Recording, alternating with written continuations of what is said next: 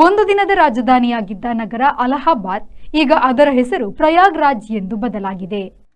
1858ರ ಜನವರಿ 4ರಂದು ಅಲಹಾಬಾದ್ ಒಂದು ದಿನದ ಮಟ್ಟಿಗೆ ಭಾರತದ ರಾಜಧಾನಿಯಾಗಿತ್ತು. ಅಲ್ಲಿ ಅಧಿಕೃತವಾಗಿ ಈಸ್ಟ್ ಇಂಡಿಯಾ ಕಂಪನಿಯ ಭಾರತದ ಆಡಳಿತವನ್ನು ಬ್ರಿಟಿಷ್ ಕಿರೀಟಕ್ಕೆ ಹಸ್ತಾಂತರ ಮಾಡಲಾಯಿತು. ರಾಣಿ ವಿಕ್ಟೋರಿಯಾಳ ಹೇಳಿಕೆ ಓದಲಾಯಿತು. ಬ್ರಿಟಿಷ್ ಕಾನೂನು ಅನುಸರಿಸಿ ಸ್ಥಳೀಯ ಕಟ್ಟುಪಾಡುಗಳನ್ನು ಗೌರವಿಸಿ ಆಡಳಿತ ನಡೆಸುವ ಬ್ರಿಟಿಷ್ ರಾಣಿಯ ಹೇಳಿಕೆಯದು. ಮೊದಲ ಸ್ವಾತಂತ್ರ್ಯ ಸಮರ ಇಲ್ಲವೇ ಬ್ರಿಟಿಷ್ ಸಿಪಾಯಿ ದಂಗೆ ಹೋರಾಟವನ್ನು ಹತ್ತಿಕ್ಕಿದ ಬೆನ್ನಿಗೆ ಬ್ರಿಟಿಷ್ ಸರ್ಕಾರವು ಆಡಳಿತವನ್ನು ನೇರ ಕೈಗೆ ತೆಗೆದುಕೊಂಡಿತು. ಅಲಹಾಬಾದಿನ ಮಿಂಟೋ ಉದ್ಯಾನದಲ್ಲಿ ಕಾರ್ಯಕ್ರಮ ನಡೆದಿತ್ತು. ಈಗ ಅದು ಮನಮೋಹನ ಮಾಳವೀಯ ಉದ್ಯಾನ.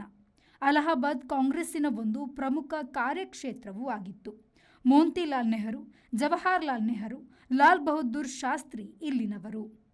Bureau report, V4 News, Allahabad. Our vibrant workspace at Ajanta energizes the team, boosting efficiency and productivity.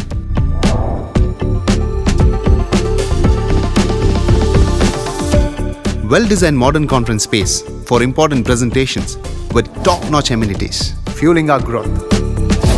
We are ready to expand to Ashoka Business Center as our next upgrade. Invest in workspaces managed by Vertex.